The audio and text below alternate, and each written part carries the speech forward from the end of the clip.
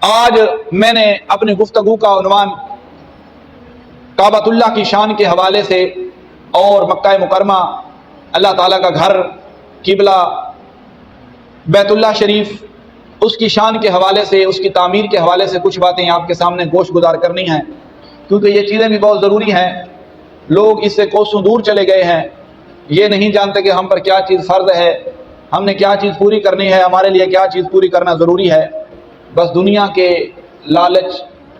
دنیا کے ہوس اور دنیا کی دولت کے پجاری ہوتے ہوئے ہم اللہ تعالیٰ کے ہر حکم سے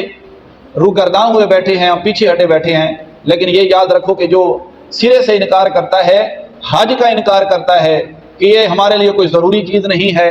کر لیں گے زندگی باقی رہی تو، اگر اس پر فرض ہوا ہے، اس کے پاس مال و دولت پہنچ چکا ہے، اس کے پاس اتنا مال وافر مقدار میں موجود ہے جو میں نے صورت بتائی ہے، عقل مند ہو، بالغ ہو، سمجھدار ہو، دنا ہو،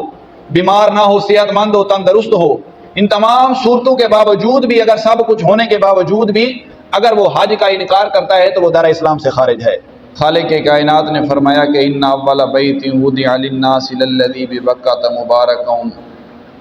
کہ یہ گھر جو ہے میرا گھر کعبۃ اللہ مکہ مکرمہ بیت اللہ، میں نے اس کی تعمیر کرنے کا حکم فرمایا۔ کس کے لیے؟ للذی ببکۃ مبارک،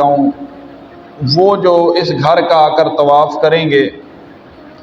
وہ جو اس گھر کے چکر لگائیں گے،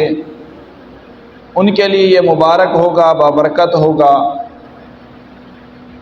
فیہ آیات بینات، اور اس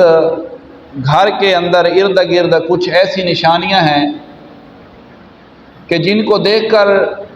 آنے والے، طواف کرنے والے، چکر لگانے والے، زیارت کرنے والے ان کو دیکھیں گے، اور ان نشانیوں کو دیکھنے کے بعد وہ ان کے لیے ہدایت ہیں، وہ ان کے لیے روشنی ہیں، وہ ان کے لیے مبارک ہیں، اور تمام جہان والوں کے لیے اس گھر کے اندر اللہ تعالیٰ نے فرمایا میں نے ہدایت رکھ دی ہے۔ وَاتَّخِذُوا مِن مَّقَامِ إِبْرَاهِيمَ مُصَلًّى، اور وہ جگہ بھی ہے کہ جہاں پر ابراہیم علیہ السلام نے کھڑے ہو کر جس پتھر پر اپنے قدم مبارک ٹیک کر، اپنے قدم مبارک رکھ کر اس مبارک گھر کی تعمیر کی ہے، تو وہ بھی مبرکت اور مبارک پتھر موجود ہے جسے مقام ابراہیم کہا جاتا ہے۔ اور اللہ تعالیٰ نے فرمایا وَاتَّخِذُوا مِن مَّقَامِ إِبْرَاهِيمَ مُصَلًّى، کہ اس جگہ کو اپنے لیے نماز کی جگہ بناؤ، کہ مقام ابراہیم کے سامنے بالکل کھڑے ہو کر نماز پڑھنا، نفل پڑھنا۔ یہ بھی ضروری ہے کہ جب انسان عمرے و حج سے فارغ ہو جائے، اس مقام ابراہیم پر کھڑے ہو کر، اس کے برابر کھڑے ہو کر نفل پڑھنا، یہ بھی اس حج اور عمرے کی تکمیل پر ضروری ہے۔ لیکن اس کے اندر یہ خیال کرنا ہے کہ یہ قرآن کا حصہ نہیں ہے، لیکن میں مسئلہ یہ بتا رہا ہوں کہ اگر مکروہ ٹائم نہ ہو، مکروہ ٹائم ہوگا، اگر آپ نے حج اور عمرہ مکمل کیا ہے، عمرہ مکمل کیا ہے، مکروہ ٹائم ہے، جیسا کہ صبح جو مکروہ ٹائم شروع ہوتا ہے طلوع آفتاب کے وقت، دوپہر کے وقت جو زوال کا وقت ہوتا ہے، غروب آفتاب کے وقت جو مکروہ ٹائم ہوتا ہے، اس وقت میں نفل نہیں پڑھی جائیں گے۔ اس کے علاوہ جو بھی وقت ہوگا جب وہ عمرہ کرنے والا عمرہ مکمل کرے گا، اس وقت اس جگہ پر کھڑے ہو کر، اگر عین اسی جگہ پر جگہ مل جائے، موقع مل جائے تو پھر تو کیا ہی بات ہے، اگر اس کے برابر پیچھے ہو کر نماز پڑھی جائے، نفل پڑھے جائیں، تو وہ بھی نفل پڑھنا عین اسی حکم کے اندر آئے گا۔ تو اللہ تبارک و تعالی نے فرمایا کہ وَلِلَّهِ عَلَى النَّاسِ حِجُّ الْبَيْتَ مَنِ اسْتَطَاعَ إِلَيْهِ سَبِيلًا، اور اب ان لوگوں کو جو حکم دیا گیا ہے، ان لوگوں سے اللہ تعالیٰ خطاب فرما رہا ہے کہ جو استطاعت رکھتا ہے، جو طاقت رکھتا ہے، زاد راہ رکھتا ہے،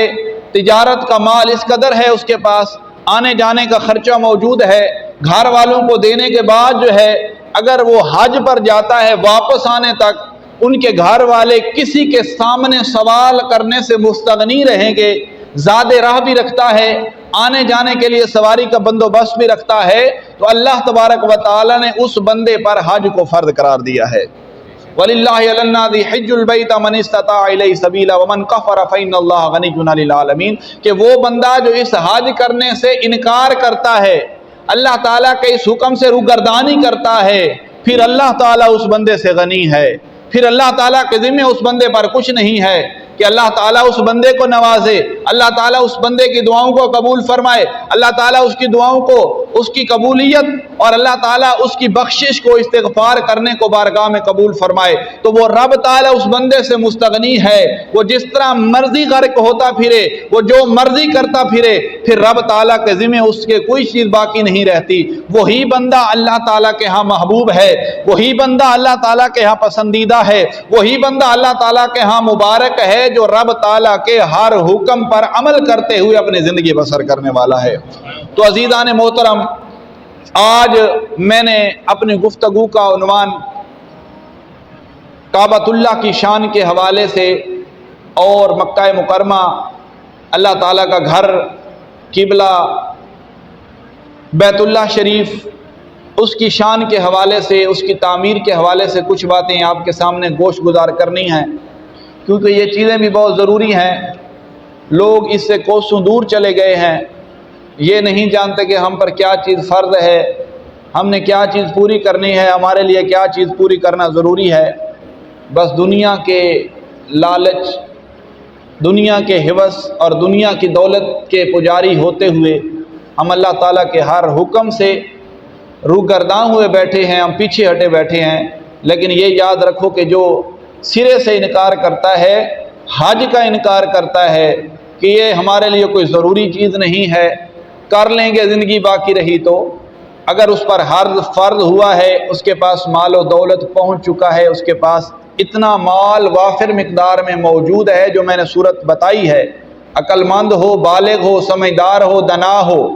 بیمار نہ ہو، صحت مند ہو، تندرست ہو، ان تمام صورتوں کے باوجود بھی، اگر سب کچھ ہونے کے باوجود بھی اگر وہ حج کا انکار کرتا ہے تو وہ دار اسلام سے خارج ہے۔